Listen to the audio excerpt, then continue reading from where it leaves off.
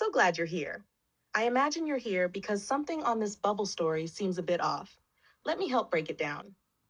This bubble says, open quote, "What are you? My son married a Korean woman and she used to have Japanese friends, so I'm just so drawn to you." Close quote. At first glance, this might seem like someone trying to connect or compliment, but let's look deeper. Because what's happening here is actually racial objectification, and it's rooted in colonial ideas about identity and belonging. Let's start with the question. Open quote, "What are you?" Close quote. That question reduces a whole person, full of history, story, memory, and agency, into a category to be named and sorted. It's a way of saying, open quote, "You're unfamiliar to me, and I need to label you to feel comfortable." Close quote. But here's the truth. People are not puzzles to solve. And when you ask, "What are you?" you're not being curious, you're treating someone like an object, not a human being. Now let's talk about the rest of the bubble. Open quote, "My son married a Korean woman and she had Japanese friends, so I'm drawn to you." Close quote. This is what we call ethnic conflation, when people from very different cultures and nations are all grouped together as if they're interchangeable.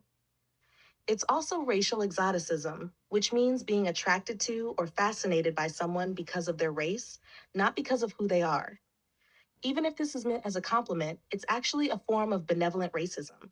That's when racialized harm is disguised as admiration. So let's say it plainly.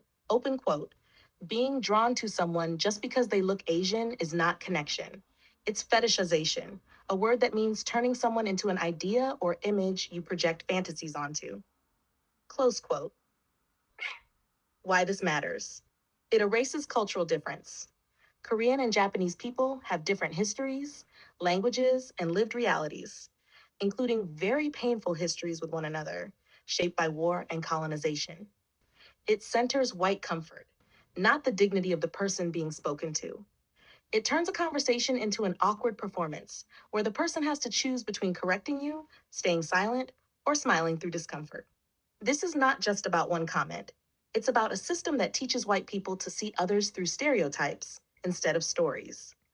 That system is called whiteness, not as a skin color, but as a way of seeing the world where white culture is normal and everyone else is either confusing or fascinating. And when that system shapes your questions, your words carry harm, even if your intent is kind. This is what we call implicit conditioning. It's not just a bias, it's a pattern you've been taught through media, school, history, and silence to see people as categories instead of connections. It teaches you to think, open quote, "I can't quite place this person. They must be a version of something I already know." Close quote. But people are not versions, they are whole. So what's the liberatory shift? 1. Never ask, "What are you?" Ask, "Would you like to share your background or heritage?" if they invite that conversation. 2. Unlearn the idea that your past connection to someone of a certain race gives you access to others. Relationships are not passes. 3. Practice curiosity with humility. Not every question needs to be asked out loud. Sometimes, reflection is the most respectful move. If you're feeling uncomfortable, that's okay. That means your conditioning is showing up. Don't shame it, transform it. You're here, you're listening. That matters. And I'll be right here when you're ready for the next bubble.